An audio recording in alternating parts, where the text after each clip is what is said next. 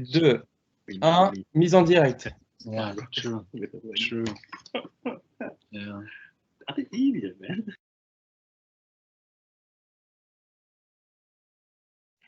Alors, bonjour à toutes et tous, à tous ceux et toutes celles qui sont déjà présents pour cette première session live de ce programme Se donner toutes les chances de Service Plan. Je vais attendre 2 minutes, le temps que les uns et les autres se connectent, et nous allons pouvoir démarrer tout de suite après.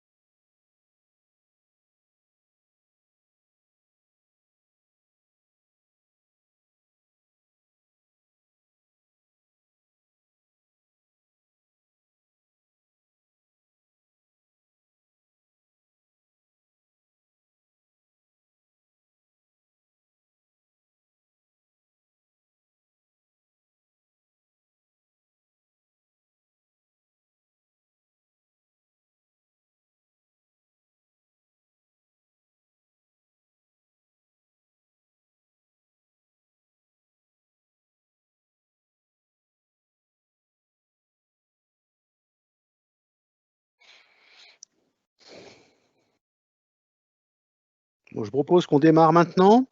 Pour ceux et celles qui étaient présents dès le début, donc pour rappel, l'idée de ce programme est assez simple, c'est vous aider, vous accompagner au post-confinement dans chacune de vos fonctions, chacun de vos projets, de vos enjeux, de vos défis, sur une thématique qui est se donner toutes les chances. Nous allons avoir 4 sessions, en tout cas dans un premier lot, on va dire. Cette première session va être un partage essentiel ensemble de quelques conseils clés, mais qui peuvent être beaucoup plus approfondis à l'occasion d'un document que nous allons vous envoyer éventuellement si vous souhaitez l'avoir après cette première présentation.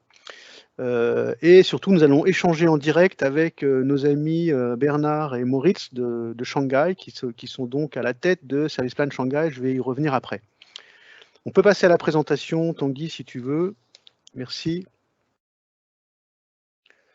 Donc, le premier thème de cette première session est en direct de Shanghai, la vie après le confinement, évidemment, puisque c'est ce qui nous questionne tous les uns et les autres, avec une deuxième question clé qui est: est-ce qu'il est possible aujourd'hui d'agir avec succès au temps du coronavirus, puisque même après cette période de post-confinement, on va dire, et ce déconfinement progressif, nous serons toujours au temps du coronavirus et avec ces enjeux humains et économiques importants que nous vivons tous les jours. Ce que je vous propose et ce que nous vous proposons de faire, c'est de partager avec vous les insights et notre expérience pour vous aider à traverser la crise, sachant que nous avons un certain nombre d'experts dans de nombreuses catégories et dans de nombreux pays qui peuvent vous aider, vous donner des conseils, et l'idée est vraiment d'échanger ensemble. Pour faire un point un peu d'introduction, la pandémie du coronavirus est une catastrophe humanitaire, évidemment, et nous devons consacrer tous nos efforts à la lutte contre ce virus et pour protéger la vie des humains et des hommes et des femmes. Les mesures prises partout dans le monde pour contenir le virus ont engendré un changement radical de nos vies sociales et un bouleversement de la situation économique mondiale, dont on voit chaque jour pointer des difficultés supplémentaires, des obstacles à franchir qui ne sont pas simples pour chacun d'entre nous. Les gouvernements et les industries travaillent ensemble pour comprendre et relever les défis un peu partout en France et dans le monde, soutenir les parties prenantes et les communautés et atténuer les impacts de la crise. Mais que peut-on faire et que pouvons-nous faire dès à présent pour préparer cet après dès maintenant et ne pas sortir perdant, mais si possible gagnant le plus possible de cette affaire? Les temps de crise exigent des marques qu'elles agissent avec délicatesse aujourd'hui. Dans le même temps, les modèles commerciaux, les messages et les canaux changent, parfois radicalement. Les stratégies des marques sont mises à l'épreuve. Il faut donc une vision, des visions pour l'avenir. Comment pouvons-nous, dès maintenant, nous préparer de manière idéale à la fin de crise? C'est un peu ça l'enjeu de nos échanges. La situation évolue tous les jours et rend impossible une quelconque prévision valable sur du moyen et du long terme. Mais par exemple, notre présence sur le marché chinois nous a donné un temps d'avance sur ce qui nous attend après la levée des restrictions. Et nous allons mettre à disposition nos expériences et nos connaissances à travers nos experts. Ces expériences et ces expertises peuvent nous aider à identifier de nouvelles opportunités que l'on peut déployer dès aujourd'hui. Je vais commencer par quelques conseils qui vont être assénés sans preuve concrète là, mais parce qu'en fait, on va privilégier le direct avec Shanghai. Néanmoins, derrière chacun de ces conseils, il y a des best cases en France, à l'étranger, des éléments explicatifs, des questions à se poser qui seront l'objet du document dont je vous parlais, qu'on pourra partager avec vous si vous souhaitez l'obtenir après cette première session. Les conseils clés aujourd'hui, on en a relevé 8 importants que vous connaissez sans doute déjà, mais qui sont des enjeux de la réalité de l'avenir des marques, et pas simplement sur un court terme après confinement, mais sans doute sur le long terme. Premier conseil, en période d'incertitude, les marques doivent faire preuve d'empathie. Alors, qu'est-ce que ça veut dire concrètement? Ça veut dire qu'on est tous confrontés à un changement de notre vie quotidienne. Ce changement, après le confinement, va continuer à exister. Nos pratiques quotidiennes, dans nos comportements sociaux, dans nos comportements économiques, vont être différentes d'avant la crise, pour être très clair. Et les marques doivent tenir compte et doivent donner la preuve à leurs consommateurs et à leurs prospects qu'elles tiennent compte particulièrement de ces nouvelles contraintes quotidiennes, très basiques. Créer de la proximité avec ses clients, créer la confiance, la proximité psychologique, la proximité, on va dire, en termes de conseils quotidiens pour aller de mieux en mieux, pour se sortir de ces périodes d'angoisse, de stress et redonner confiance aux uns et aux autres va être essentiel. Les gens ont soif de contact, évidemment, vous le voyez tous les jours. Vous l'entendez à travers les applaudissements pour les soignants, évidemment, les échanges via les différents réseaux sociaux. Adressez-vous à eux, n'hésitez pas à travailler sur d'interactivité du forum. Ce sera l'objet d'autres sessions, notamment sur la partie digitale. Des groupes donc s'organisent dans les réseaux sociaux, les marques aussi doivent le faire. C'est très important d'être à leur côté à ce moment-là pour gagner cette part d'affection, émotionnelle, ce relationnel important, tellement important en ce moment.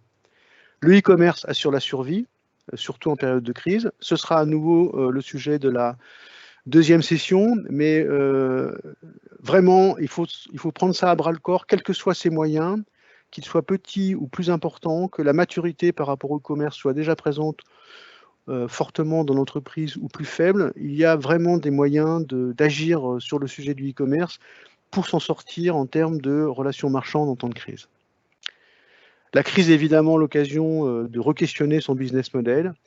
Il y a un certain nombre de questions à se poser sur l'enjeu du marchand, sur l'enjeu du sociétal, sur l'enjeu du sens, de l'utilité, du serviciel. Et tous ces éléments-là doivent être évidemment mis sur la table maintenant pour l'après-confinement, car ce seront des éléments de préférence importants demain.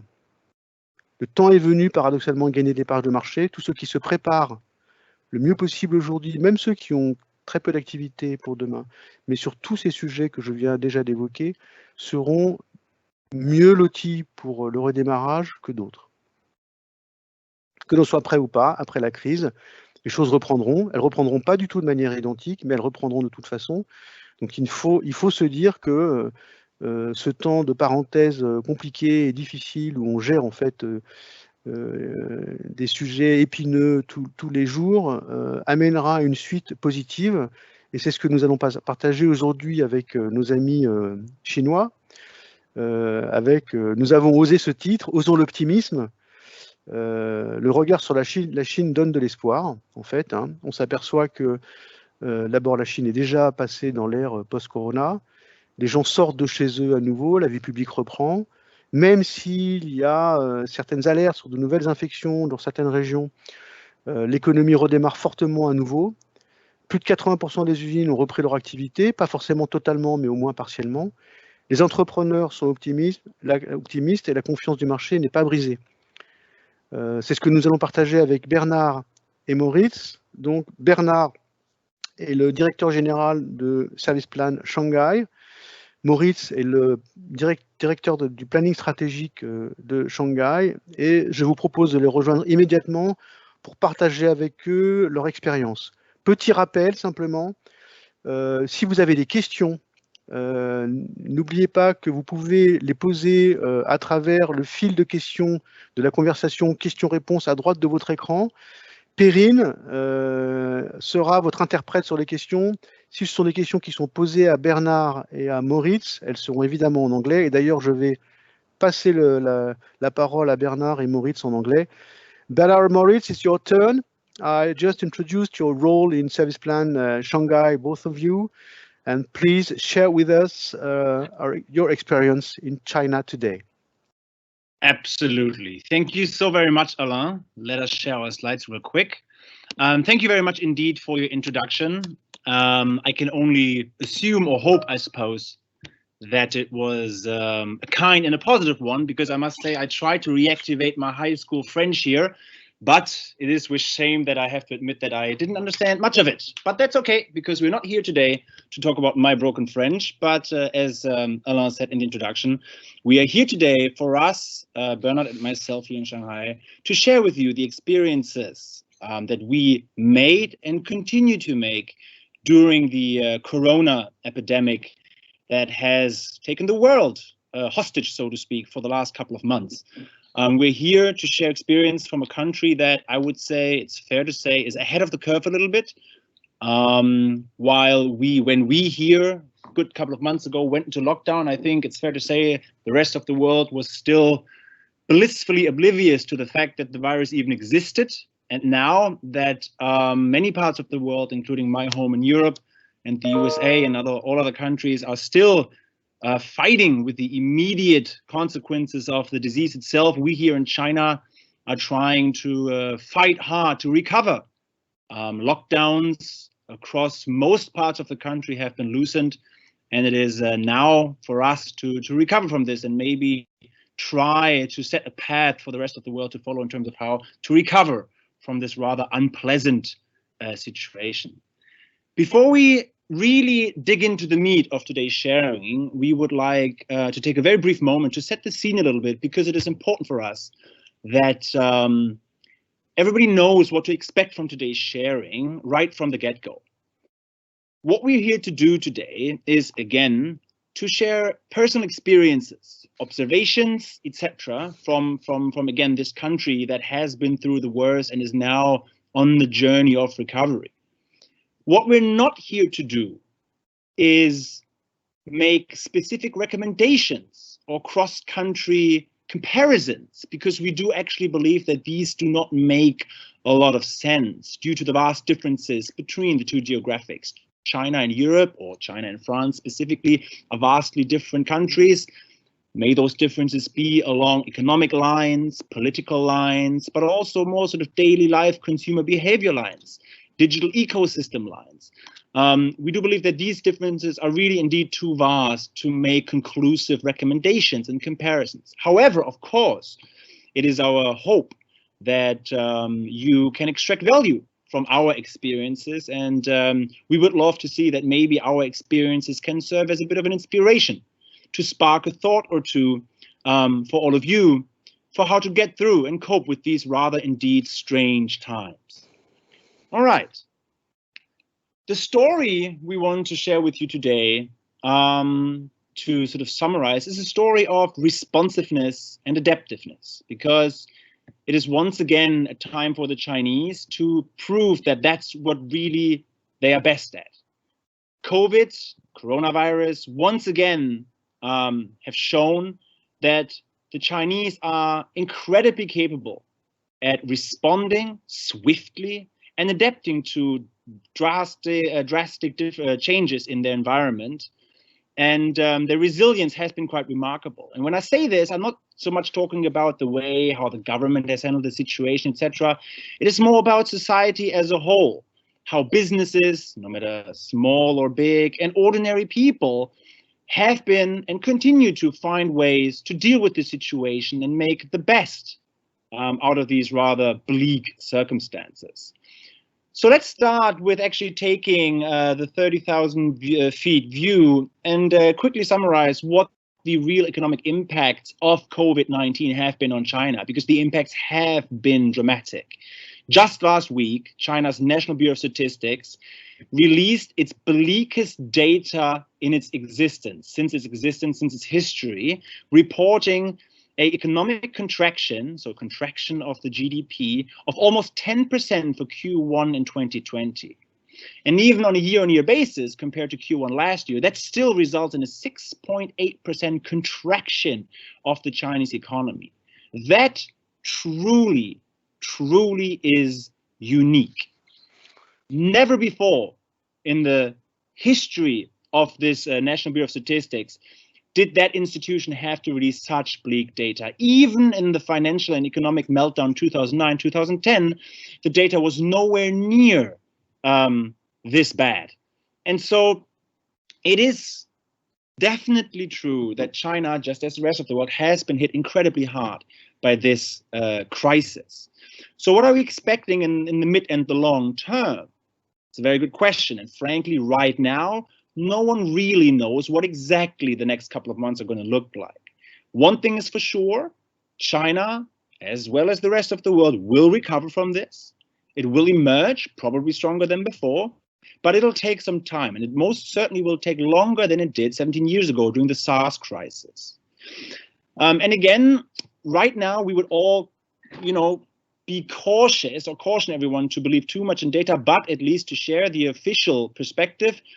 It is anticipated that for the coming quarters, GDP growth levels will resume to levels around the 5% mark, which of course is a lot more healthy than what we just saw for this quarter. However, still, it is dangerously low for an economy that is usually banking on growth rates about the 6% mark in order just to be able to create enough jobs to absorb all the fresh graduates that are coming out of the universities into white-collar labor markets every year here in China. So the macroeconomic impact definitely has been very hard.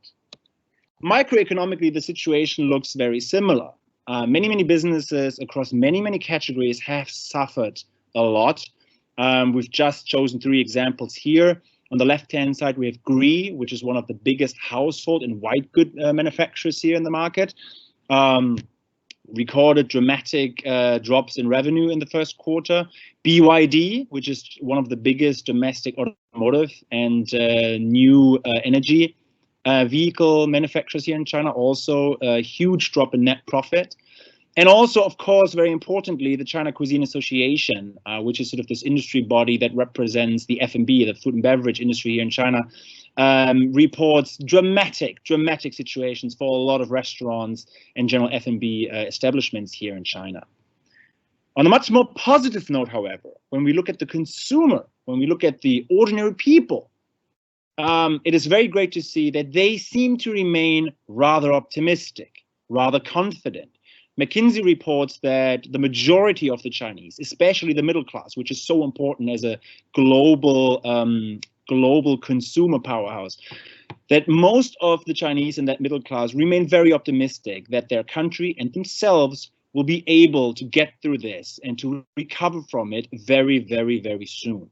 And that's very important because directly correlated to and connected to these confidence levels are their spending levels. And it is good for everyone to see that most Chinese anticipate their spending levels to return to normal pre-COVID levels, or to maybe even for temporarily exceed pre-COVID levels. So the Chinese shoppers will be back in action very soon, which I think right now is probably the best news for the global economy that is suffering from this crisis. So let's dive into a couple of interesting topics of observations that we've seen, and we want to start with a topic that is very dear to the hearts and minds of the Chinese, and that is food. I think I would guess, or I would feel that this is something that the 2 great nations of China and France actually share in common. And that's the perspective that a life without good food is actually not a life at all, really, because China is really, without food, the Chinese can't exist. I'm sure many of you have heard the old chestnut that in China, when two people meet each other, they don't say hello, they actually ask, have you eaten yet? That's just to show how important food is in the Chinese culture. And so it is no surprise that during the lockdown, during the COVID period, food was probably the #1 topic in conversation, apart from general news about the virus itself. Social media, for example, Weibo, which I guess is best described as China's Twitter, was flooded with conversations about food, conversations about what food the Chinese missed the most, what kind of food they would want to, or they were looking forward to the most after the crisis, etc. They also flooded social media with pictures of the food that they then cooked, because a lot of, especially young Chinese, actually picked up a habit of cooking at home and really sort of fell in love with that as a hobby, as a form of expression, really. And so food in general was a huge topic and will remain a huge topic going forward. So there's a huge opportunity for any kind of brand business that is connected to the F&B sector. So not just restaurants and bars and stuff, but also, you know, FMCG brands, food brands in general, but also kitchenware, kitchen utensils, small home appliances. They will definitely be able to tap into huge opportunity here to sort of ride that wave of an increased sort of in-home cooking activity. And it is also not a surprise at all that now, with the lockdown being loosened, for example, here in Shanghai, life, I would say, has returned to normal for about 90% of the things. A few venues remain closed, but most really is back open. And the second that happened, the second this lockdown was loosened, we saw huge lines everywhere out in front of all the favorite restaurants of the Chinese, whether that was international chains like Pizza Hut here on the left-hand side, or the local favorite hot pot shop, or whatever it may have been. It's good to see that the Chinese, many at least of the Chinese people here and across the whole country, were confident enough to really sort of give into that craving, go out again and eat and enjoy. However, what is also very interesting to see is that the consciousness of the Chinese seem to may have been impacted by Corona quite a bit. And we do see something coming up now more and more, which is a consciousness of health and well-being overall. Now, this is something that we did witness to a degree before COVID as well, but it certainly has received a huge boost during the epidemic. So the whole idea of, you know, being healthy, not just indulging, is becoming more and more important here in China. And brands are reacting instantaneously, actually. Just this week, so this is really up to date, just this week, this past Monday, Starbucks launched its first ever plant-based food menu in China. And it did so in collaboration with Oatly, the Swedish oat milk brand, and Beyond Meat, the Silicon Valley plant-based meat science company. And that is really, really interesting to see. Why? Because number one, Starbucks usually, or before, was most associated in China with, of course, a luxury and hip lifestyle, but in terms of menu, certainly with rather sugary, sweet, very indulgent type of food. And so for Starbucks to actually react to this trend and launch its first ever global plant-based, health-oriented kind of food menu is a big deal. So it's very interesting for us to see that now, as most of their stores have reopened, the brand really is coming out of the gates with guns blazing and totally overhauling its offering to the Chinese consumer, and really sort of marking a clear cut that post-COVID Starbucks is different to pre-COVID Starbucks. And the brand has been, or it looks like it's able to really enhance its whole offering to the Chinese consumer. So they did a great job in leveraging this crisis and the changes of behavior in the Chinese consumer to really strengthen their whole, not just brand, but their whole product offering towards the Chinese consumer. The next topic we want to go into is more sort of a broader topic, which is generally just purchase in general, because, I guess it's fair to say that next to eating, shopping is very dear to the hearts and minds of the Chinese consumer, which probably the whole world knows. And here in this chapter, there are sort of two different approaches, because one, we obviously want to talk about the categories that people will resume shopping the most, but also the ways people shop, because the ways people shop definitely changed during the crisis, and we anticipate these changes to be actually of a permanent nature. I guess it's not surprising to see that actually the already gigantic online shopping and e-commerce sector in China has yet again, during the crisis, received another boost. And now it really is, I think the battle is decided. Online shopping, e-commerce, social commerce, and everything that's connected with it definitely won the battle and will remain the #1 shopping choice for most consumers. And so that really, again, drives home the importance for brands in the market to, you know, shift their thinking and really focus on how can we attract users to online platforms, and how can we as brands arrange ourselves with the giants in the market, you know, Alibaba's Tmall, Tencent's JD, with every consumer moving towards online consumption and e-commerce. Those players will become more powerful, and brands will have to find not just ways for how to attract consumers, but also how to arrange themselves with these very, very powerful online players in the market. It is interesting to see that with this whole victory race of e-commerce, that actually new shopping formats have popped up during the crisis as well. One example we want to mention here is, which is in the State piece, called the residential compound WeChat order. What does this mean? We saw during the lockdown, when a lot of people were not allowed to leave their homes, that people in their living compounds, you know, these huge high rises where thousands of people live in very dense area, they organized themselves in WeChat groups, you know, WeChat being the big instant messaging app, you know, probably most similar to WhatsApp. And they self-organized themselves to sort of alleviate themselves of the pressures of who can shop what. And so they bundled all their shopping into groups. And we believe that this may actually stay, even though now people can go out again. It looks like a lot of people say that they actually want to increase and further increase the usage of that new format of shopping. So it will be very interesting for brands going forward to see how this behavior is going to emerge and further develop, and how we as brands actually can tap into it and connect with consumers on that level as well. And just one more word here actually on offline as well. You know, I made it probably sound like, you know, offline is dead, but that's not what we're trying to get across. Offline is not dead at all, but it may be merging, or it should be merging. It should be morphing rather. It should be changing the way it presents itself, because what we see is where we see offline channels play an important role is in the whole experience of brands. Because for Chinese people, especially after COVID, it's important to go out and to have interesting experiences, offline experiences. People want to go out again. People want to sort of have engaging experiences offline. And so for brands, it's going to be much more important to really deep dive into how to create unique experience, tangible experience for the consumers. I mean, we've seen it in the past. Nike's concept stores, Adidas concept stores are very, very good examples for this. A lot of the car companies, Mercedes-Me is huge in China.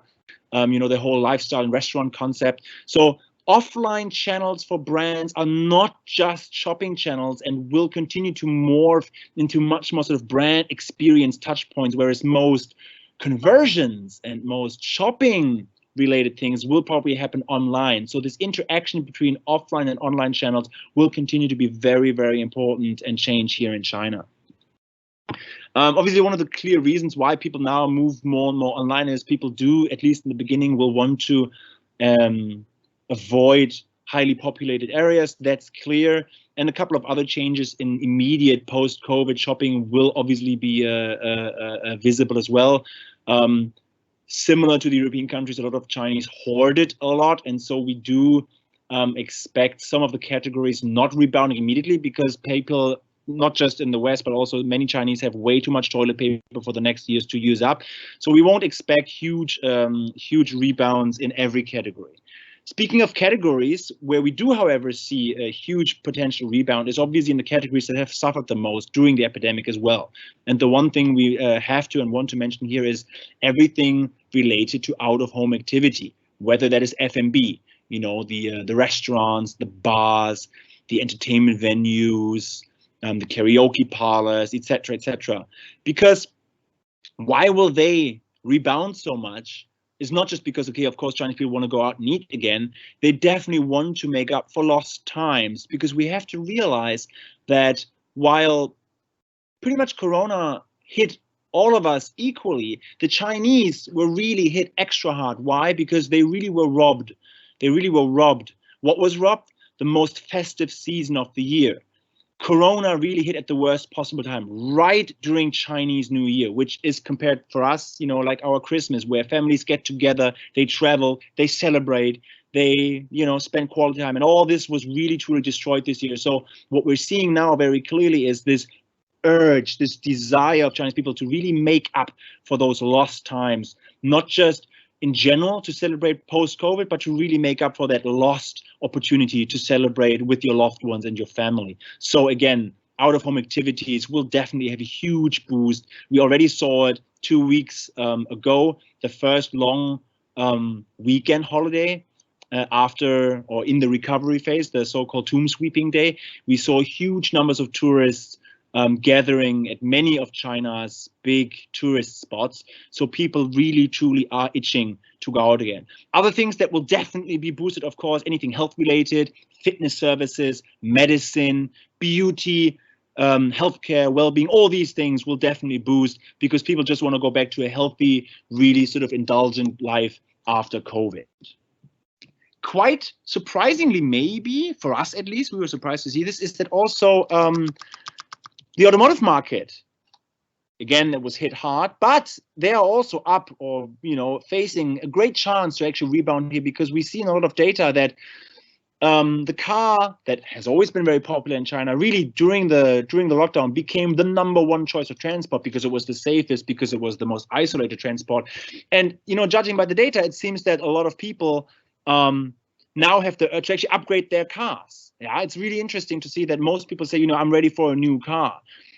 So all the big car companies, whether the, you know, Peugeot, Citroën, or the German car makers, the American car makers, really have to work hard here to capture that immediate post-COVID urge and desire to buy new cars to make up for some of the lost revenue from the first quarter in the year.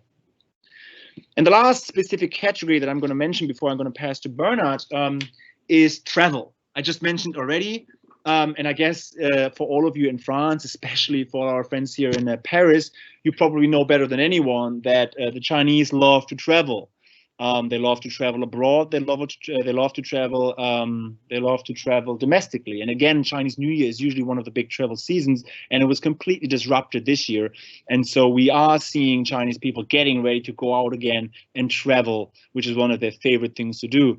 Obviously, I would say for the remainder of this year, domestic travel will probably take the lead because the Chinese are very, very wary of the chaotic state that some of the Western countries especially are in right now. They look at America, they look at Europe with a lot of worry, and to be honest, with a bit of astoundment. They don't quite understand why these countries don't respond to the crisis the way they think they should respond. So I think for the next couple of months, maybe 1 year, domestic travel will take the lead. But once COVID has died down globally, I think all countries in the world can look forward again to welcoming Chinese tourists and again make up for lost revenues on this side. What is interesting from a brand perspective here, so for all the players in that space here in China, it is really interesting to see how after years, many years of very sophisticated communications and branding, all brands are now going back to the basics, going back to the drawing board, finding ways to actually get the hygiene factors out again. Our hotels are safe, our hotels are clean, sanitized. So it's going back to very basic communications, to go back to the basic needs of the Chinese travelers and really to reassure them that it is safe to come out again and that it is safe to have fun again and it's safe to travel again. So it's going to be interesting to watch the brands in the space. We see initial brands coming out with such messaging. So it's going to be interesting to see how long this sort of reassurance phase will have to take before people are fully confident and we can again emerge to more sort of sophisticated, more emotional messaging in this space again. But it's fair to say that all the big brands in this space will have a big advantage because size matters. So all the big hotel chains will definitely benefit from their clout, from their reputation for being safe, for being high quality, for being premium. And so travel is the last chapter that I want to share with you. And now I'm passing to Bernard, who is talking, or who will be sharing with you a lot about the general role of the online channels in the crisis and in the recovery of the crisis. Thank you.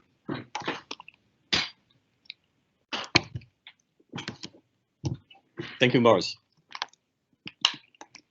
So then I'll start with the chapter about seeking survival online. When I mention about the survival, actually I'm actually talking about the survival for a company, because after the difficult times, we actually in our compound, just like outside office, we have seen a lot of companies that have shut down already, they've closed down already. So then imagine that during the COVID or even post-COVID, so there are a lot of companies who are selling products, they're basically losing all their businesses. So that's why actually during the COVID, they are actually doing a lot of survival game in order to keep their business running. So then probably you may know that in China, live broadcast is something which is very important in e-commerce platform. So basically in last year's Tmall's Double 11 Festival, majority of the sales was coming from live broadcast. And then because of the situation, so then we actually see a lot of companies during the COVID period, they even reorganized the internal structure so that they can start into some WeChat business, and then from the management through to the administration, execution staff, just to maintain the sales of the business. So as far as from the data, we actually see they actually introduce a lot of employees to become anchors. So the anchors in the live broadcast session, and then we actually see a lot of people are selling their products via this live broadcast. And then also we actually see some data in the recent WeChat mini program. Live broadcast got this festival. There are actually more than 1,000 companies who participated, and then they actually chipped in more than 2,000 for the first time. We call it the virgin anchors. And then some achieved more than 20 million in sales, with the high unit sales is 5,000 something RMB. So then in doing so, we actually see that also we have a special kind of solution, just like we call it enterprise live broadcast. It's actually designed for enterprise users, and then it's kind of like a enterprise SaaS, so software as a service. So then we actually see that after the epidemic, more business performance can actually survive the way via the use of these kind of new technology. But then that's actually during the COVID, but then we will see from data that the live broadcast will continue to boom, because from iResearch data, we see that more than 80% of users will continue to watch live broadcast in the post stage. And then of course, if we ask them what actually is the most important factor you actually continue to use live broadcast, is because that they can actually interact with the anchor, and then there's some interesting bullet screen, and then busting with fun.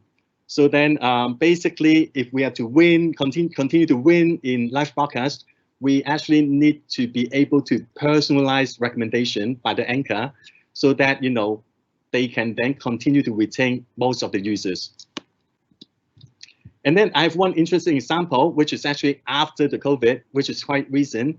The guy you're seeing here, he's actually a CEO of an internet company, Smartisan. He actually made the live broadcast on TikTok, and then he sold euro 14.3 million of goods just in one session. And then during that one single session, the accumulated visitor achieved for more than 50 million. So then it's nothing of interest, but then he actually what he sold in the live session, they are basically food, 3C product, including mobile phones and some personal care products. And then I have another example about the CEO of a local fashion brand, Set Wolves. She also transformed herself into a live broadcast anchor, and then actually she did 2 live sessions during the COVID period, and then she also managed to sell a considerable amount of fashion in the 2 sessions. So then basically when we look at Taobao, So then more than 100 offline businesses models are seeking cloud opportunity. So be it, in business like real estate, automobile, press conference, concert, cloud museum, cloud restaurant, etc. They're all now looking for cloud solution.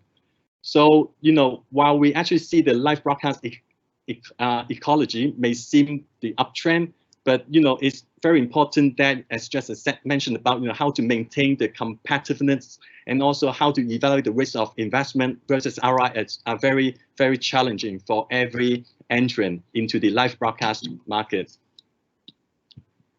So then this chapter will talk about the so-called certainty in uncertain times.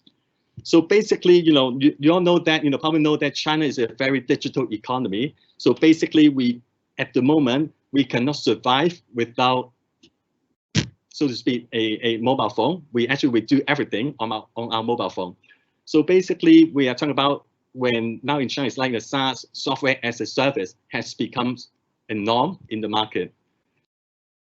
But then what it means to us, because there are basically two perspectives about the SaaS thing in China. One is about work from home, because during the lockdown period, we have to work from home. So basically during the period that WeChat from Tencent, DingTalk from Alibaba, they were the two major apps used to stay in contact among all our colleagues at home office.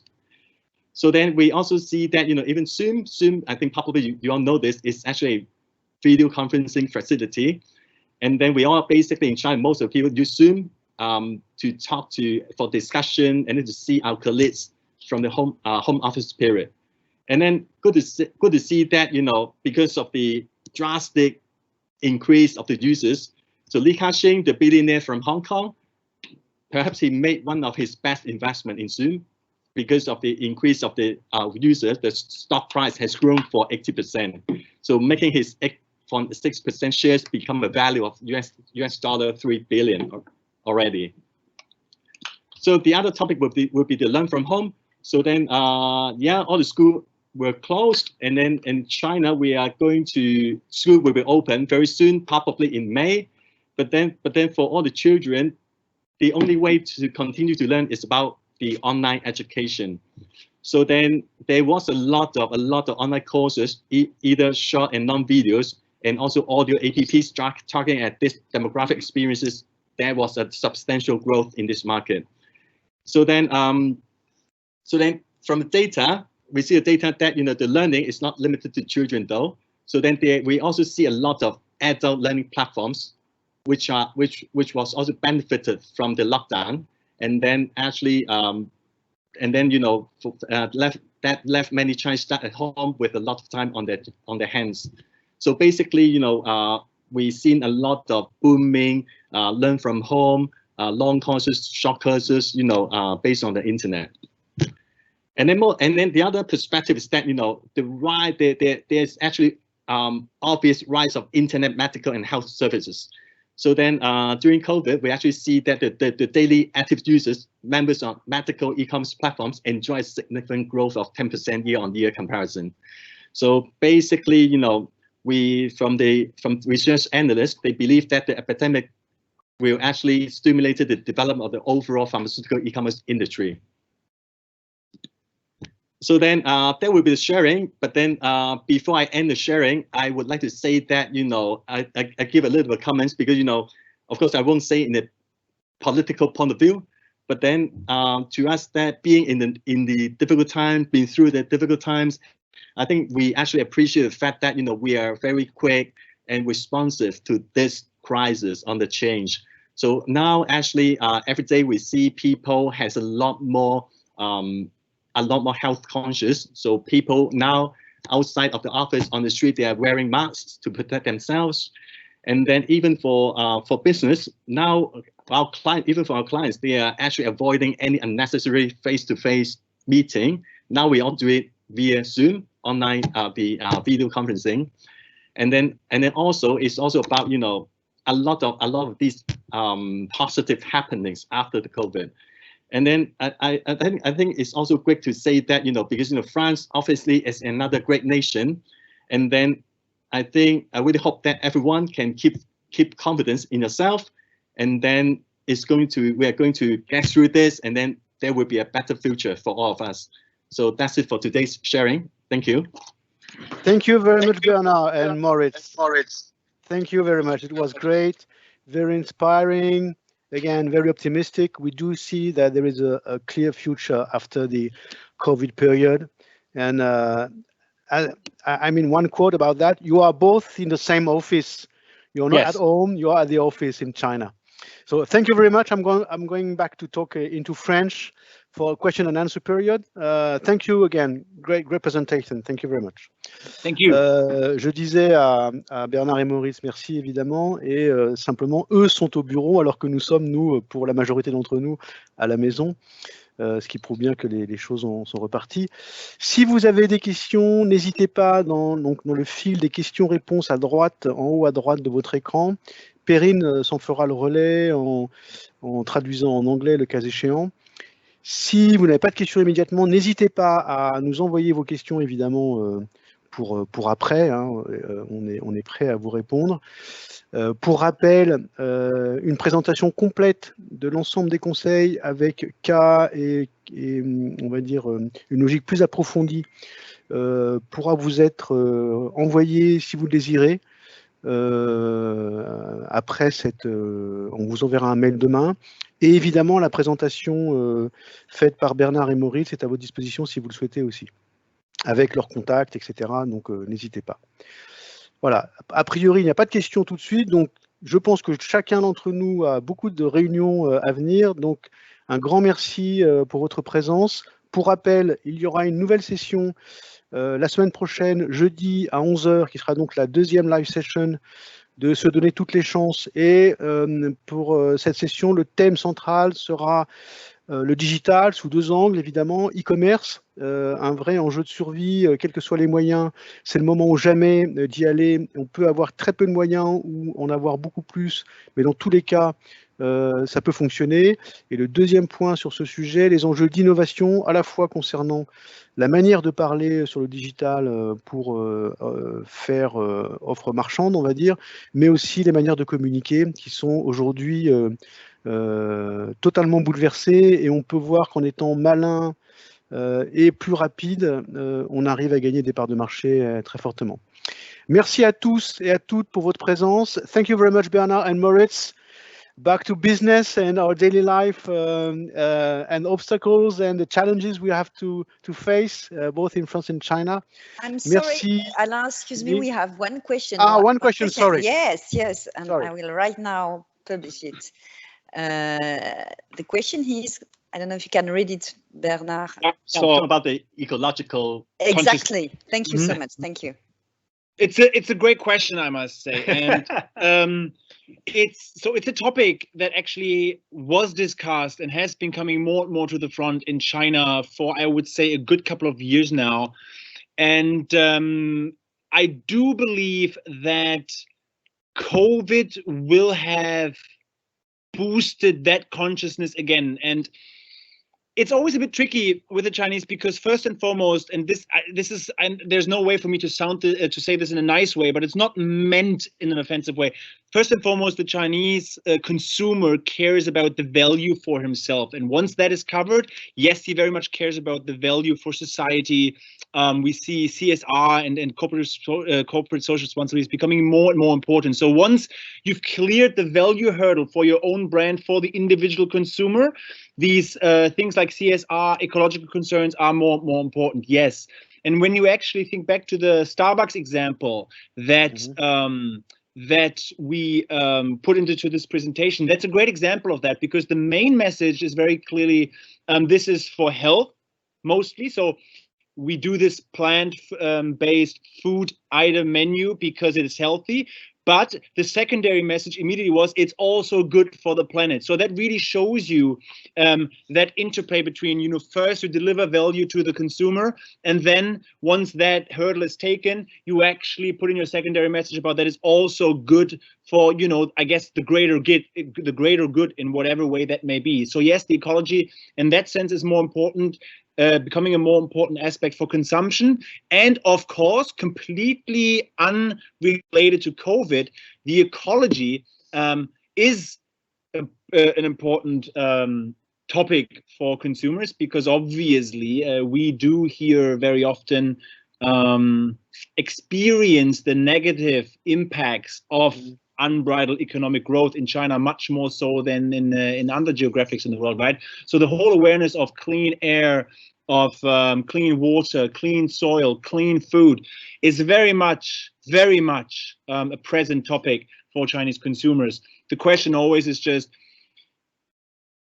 how does it impact consumption decisions? Again, it's much more about protecting me first, and then you care about the world. Yeah, Moritz, I've just read recently that regarding the automotive segment, Tesla has experienced a record month in April in China. Yeah. Yes. I mean, it's plus 1,000%. I don't remember the figures, but it was huge.